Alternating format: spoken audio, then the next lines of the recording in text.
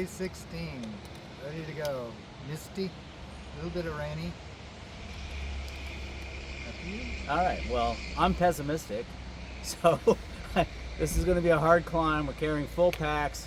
It might suck a lot, but we're going to do it. We're going to see how far up we can get and hope for the best. 2,300 feet in about 4 or 5 miles. So.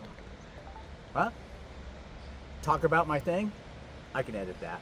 So, okay, cool. So what we're doing a little differently today is we got a padding that was put on by the expert engineering staff here at the, what do we call it, you guys? The Team Cardiac. Team Cardiac Outfitters. And to help with my weird body shape because of my scoliosis, we'll see if adding a padding under this shoulder strap will help kind of distribute the weight a little better. We'll see how it goes. It feels good right now, so yeah. And I've got my new water bottle. Yeah, so. We call it the sippy cup. Ready to go.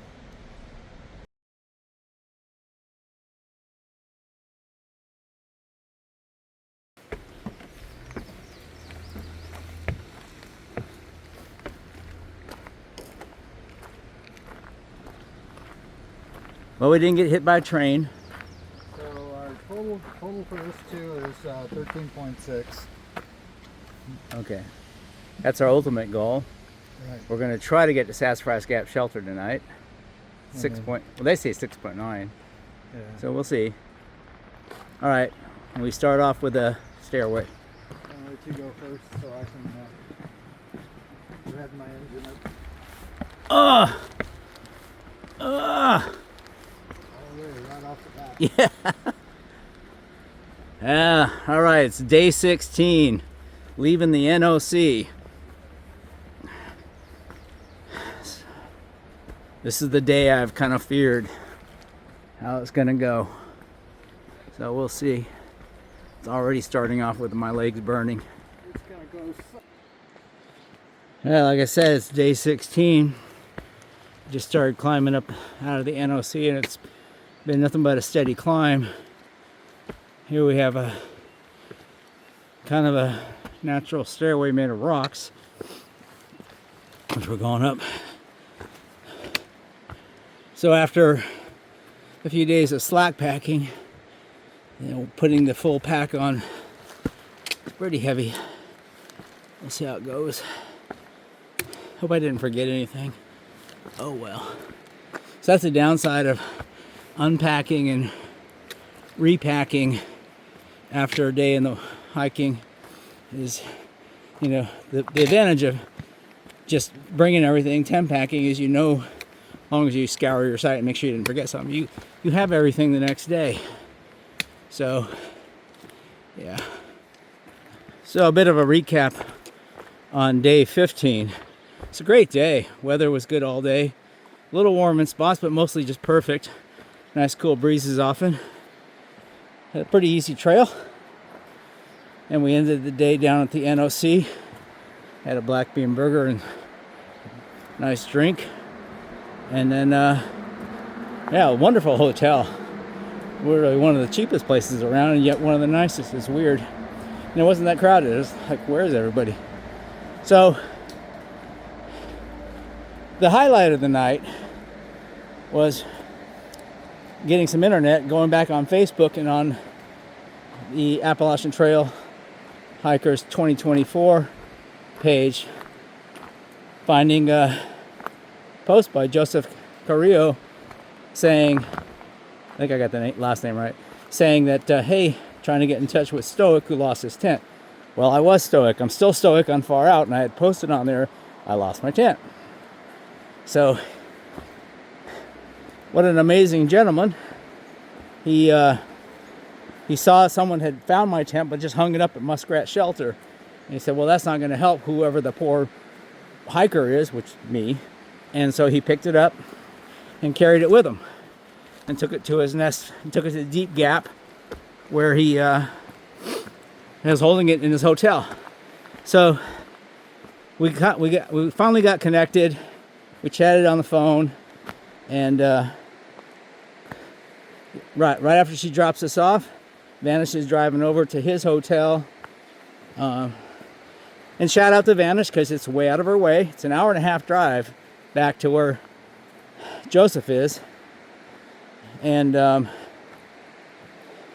he's in Hiawassee, Georgia right now. So she's leaving the NOC to Hiawassee, which is not on her way for where she was going. She's going to pick up my tent. So again, they say the trail provides, but the people provide. I mean, just awesome people. So, hey, we're on a nice section of the trail right now. It's not going up too much. But again, really happy to get my tent back. I was fortunate that we were going to my house. We did some resupply stuff there the day after I lost my tent. So I was able to get a spare 2-person tent, which I'm not carrying normally because it's heavier, of course. And that's what I'm carrying right now. But I'd like to switch back to my 1-person tent just to save weight. So right now, my pack fully loaded with food and water for a minimum of 2.5 days of food is about 14.4 pounds, I think, which is really pretty light. You can't complain about that, but I still would rather carry less. You know how it is when you're on a freeway and you see tire tread marks going off into a wall or something, you know there's a story there. Well, here on the trail, I don't know if you can pick it up, you can see the start of a slide, and it kind of goes down.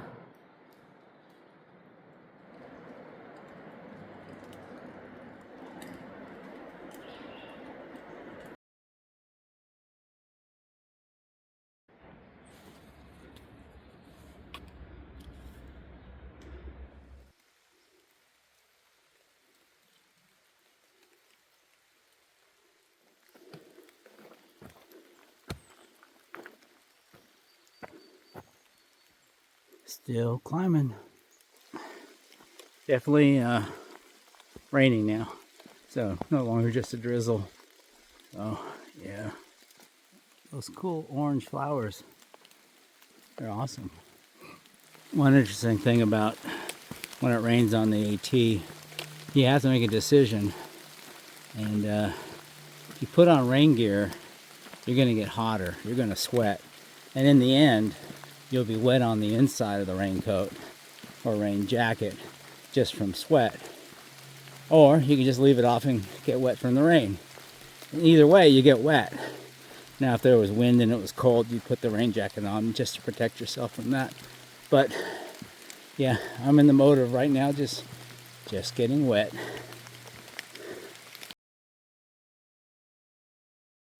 Yeah, at least in this section here, we're starting to see more conifers. There's a good size one right there. More there. And one directly in front. It's really surprising to me how much these mushrooms look like the mussels and cockles that would grow on the pier pilings and along the rocks. So the trail that we're covering now changed a little bit. It's covered with pine needles. I'm getting a little steeper. Be careful coming down here. I think I will be.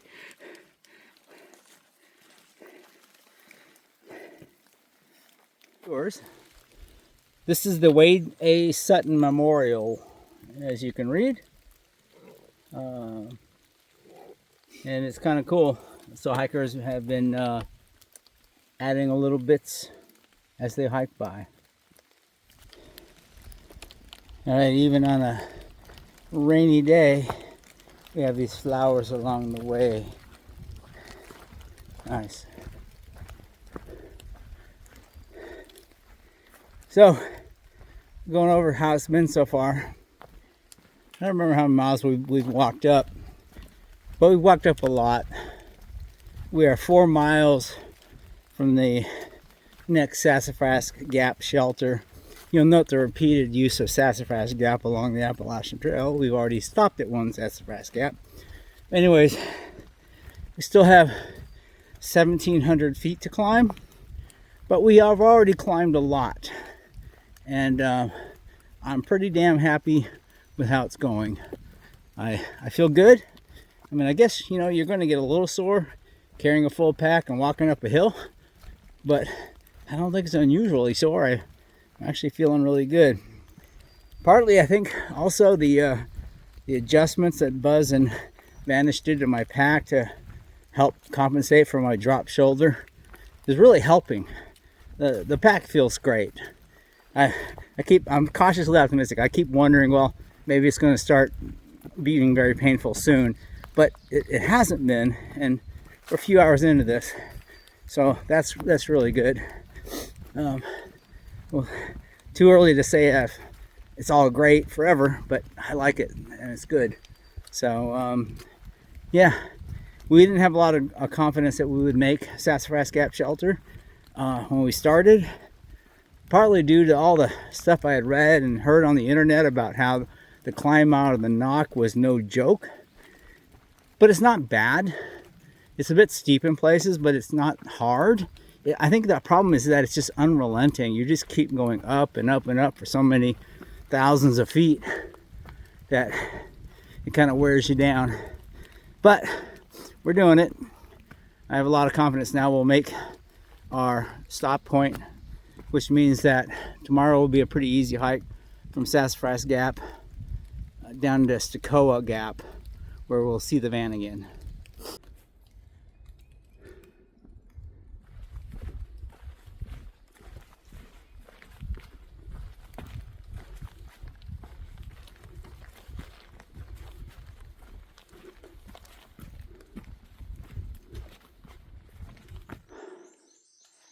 All right, we're approaching the water source. Finally. Just drank the last of my water, so my timing is good.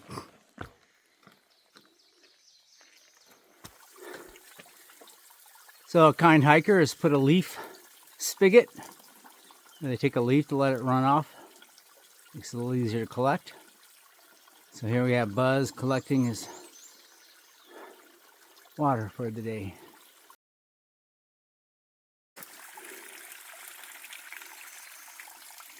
Really cool. One of the things I noticed is that the green tunnels look very different when it's overcast and rainy. This whole area looks kind of interesting in a little bit of a mist. And we're ready to get back on the road. Not too far to the shelter, I think. Yeah, this is one of the things that really slows you down is, and not made easier when it's wet, by the way, is when you hit these rock scrambles. So all we're doing is climbing up rocks. That's the entire trail. And they rock, see? So you gotta always watch your footing. Some of them are a little bit slippery. And you pick your places, but having to pick where to put your feet slows you down. So you look for a flat rock, another rock, and try not to die. Yeah, they say Pennsylvania's like this. Yeah, pretty recent blowdown. Still see wood chips everywhere from where they cut it. That is a massive tree. Massive. Climbing up, it's kind of funny to see a blaze on a, like just a stick in the ground.